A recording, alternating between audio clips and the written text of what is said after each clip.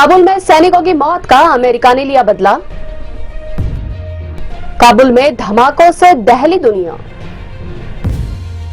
Corona ने फिर पकड़ी रफ्तार। नारायण राणे बनाम उद्धव ठाकरे। टोक्यो पैरालंपिक में भारत का पहला पदक पक्का। नमस्कार, मैं हूं रूपाली बर्वे और आप देख रहे हैं वेब दुनिया का weekly program news of the week, जिसमें चर्चा करेंगे सप्ताह की खास खबरों की। तो आइए शुरू करते हैं खास कार्यक्रम news of the week. Kabul airport पर आईएसआईएस खुरासन के हमले में 13 अमेरिकी सैनिकों के मारे जाने के बाद अमेरिका ने अफगानिस्तान में ड्रोन के जरिए एयर स्ट्राइक की है। अफगानिस्तान के नांगहार प्रांत में आतंकी संगठन आईएसआईएस के ठिकानों को ड्रोन हमले के जरिए निशाना बनाया गया। नांगहार को आईएसआईएस का गढ़ माना जाता है। अमेरिकी रक्षा मंत्रालय पेंटागन ने भी हमले की पुष्टि कर दी है। सेंट्रल कमांड के कैप्टन बिल अर्बन ने कहा कि अफगानिस्तान के नांगहार प्रांत में एयर स्ट्राइक को अंजाम दिया गया है। शुरुआती संकेतों के मुताबिक हमने टारगेट को मार गिराया है। जिंदगी की तलाश में देश छोड़कर जा रहे अफगानियों को शायद इस बात का इल्म भी नहीं रहा होगा कि मौत उनका पीछा कर रही है। इससे पहले कि कोई उनका हाथ थामता, मौत ने उन्हें गले लगा लिया। एक धमाके के साथ 100 से ज्यादा जिंदगियां एक झटके में ही खत्म हो गई। सैकड़ों लोग घायल हो गए।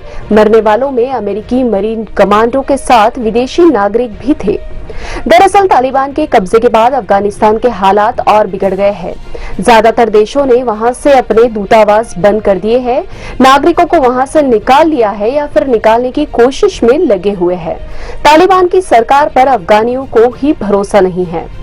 काबुल एयरपोर्ट पर हुए हमले में जिस आतंकी संगठन आईएसआईएस खुरासन का नाम सामने आ रहा है, उसके बड़े आतंकवादी को हाल ही में तालिबान ने रिहा किया था।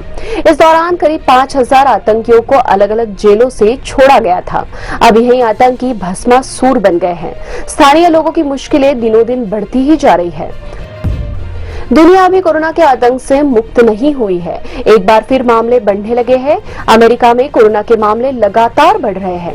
वहां अस्पतालों में भर्ती संक्रमित मरीजों की संख्या 1 लाख के पार निकल गई है, जो कि 8 महीने में सबसे बड़ा आंकड़ा है। डेल्टा वेरिएंट के कारण दुनिया के कई देशों में कोरोना केसेस बढ़ रहे हैं। इसी बीच दुनिया में संक्रमितों की संख्या बढ़कर 21,58,37,000 से ज्यादा हो गई, जबकि मौत का आंकड़ा 44,93,000 से ज्यादा हो चुका है। भारत में भी इस सप्ताह एक दिन में 40,000 से ज्यादा मामले देखने को मिले। भारत में केरल में हालात सबसे ज्यादा खराब है। देश के आधे से ज्यादा मामले इसी दक्षिण राज्य से आ रहे हैं। यहाँ 2.25 लाख से ज्यादा एक्टिव केसेस है। महाराष्ट्र में 5,000 के लगभग मामले आ रहे हैं। हालांकि विशेषज्ञ भारत में तीसरी लहर की बात को खारिज कर रहे हैं। आईआईटी कानपुर के वरिष्ठ वैज्ञानिक मणिंद्र अग्रवाल ने तीसरी लहर की आशंका से इनकार किया है।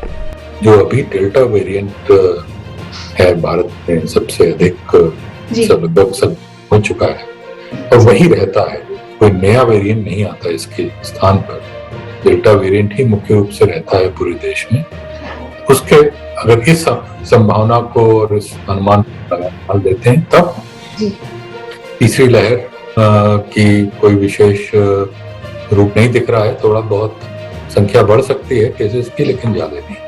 आईसीएमआर के महामारी विज्ञान और संक्रामक रोग विभाग के पूर्व प्रमुख रमन गंगाखेड़कर ने वेब दुनिया से बातचीत में कहा कि तीसरी लहर पूरे देश में एक साथ तब तक नहीं दिखाई देगी जब तक कि कोई ऐसा नया वेरिएंट न आ जाए जिसका मुकाबला कोरोना संक्रमण के बाद शरीर में बनने वाली एंटीबॉडीज या कोरोना वैक्सीन से बनी एंटीबॉडीज या शरीर की नेचुरल एंटीबॉडी नहीं कर सके।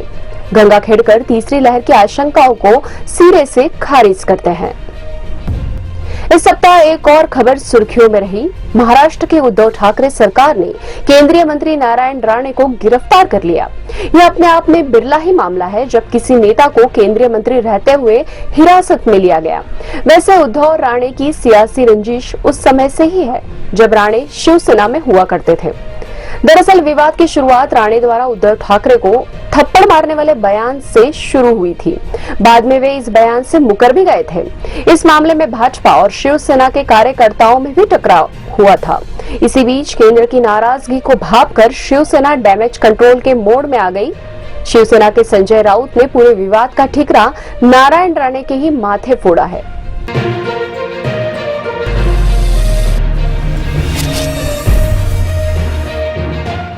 भाविनाबेन पटेल शुक्रवार से ही भारत के लिए इतिहास रच रही थी। पहले क्वार्टर फाइनल, फिर सेमीफाइनल और अब पैरालंपिक के टेबल टेनिस फाइनल में पहुंचने वाली वो पहली भारतीय खिलाड़ी बन गई है। सेमीफाइनल में उन्होंने विश्व की तीसरी वरीयता प्राप्त चीन की खिलाड़ी झांग मियाओ को 11-7, 7-11, 4-11, 11-9, 11-8 के स्कोर की बदौलत 3-2 से यह मैच जीता। इस तरह टोक्यो पैरालंपिक में वह फाइनल में हार भी गई तो कम से कम सिल्वर मेडल तो जरूर जीतेंगी। इससे पहले शुक्रवार को ही उन्होंने सेमीफाइनल में पहुंचकर अपना पदक पक्का कर लिया था, क्योंकि ओलंपिक की तरह टोक्यो पैरालंपिक में टेबल टेनिस मैचों में कांस्य पदक के लिए प्लेऑफ मैच नहीं खेले जाएंगे और सेमीफाइनल में हारने वाले दोनों खिलाड़ियों को कांस्य पदक मिलेगा। भाविना पटेल को अपने पहले मैच में दुनिया की नंबर 1 पैरा टेबल टेनिस खिलाड़ी चीन की झोउ यिंग से सीधे सेटों में हार का सामना करना पड़ा था, लेकिन इसके बाद भाविना एक भी मैच नहीं हारी और अब पूरे देश को उनसे गोल्ड मेडल की उम्मीद है। खबर संक्षेप में। वित्त मंत्री सीतारमण ने किया नेशनल मोनेटाइजेशन पाइपलाइन का शुभारंभ। सरकारी संपत्तियों में विनिवेश से जुटाए जाएंगे 6 लाख करोड़। बिहार में जाति आधारित जनगणना का जोर। मुख्यमंत्री नीतीश के नेतृत्व में प्रधानमंत्री मोदी से मिला राजनीतिक दलों का प्रतिनिधिमंडल। उत्तर प्रदेश के 2 बार मुख्यमंत्री रहे वरिष्ठ भाजपा नेता कल्याण सिंह का निधन, लंबे समय से चल रहे थे बीमार। वेब दुनिया का news of the week program आपको कैसा लगा कमेंट बॉक्स में जाकर जरूर बताइएगा और वेब दुनिया के चैनल को सब्सक्राइब कीजिए ताकि लेटेस्ट वीडियो आप तक आसानी से पहुंच सके। अगले सप्ताह की सुर्खियों के साथ फिर हाजिर होंगे, तब तक के लिए नमस्कार। वेब दुनिया की सभी से अपील है कि भीड़ भाड़ से बचें, मास्क पहने व सैनिटाइजर का इस्तेमाल करें, साथ ही सोशल डिस्टेंसिंग का पूरा पालन करें।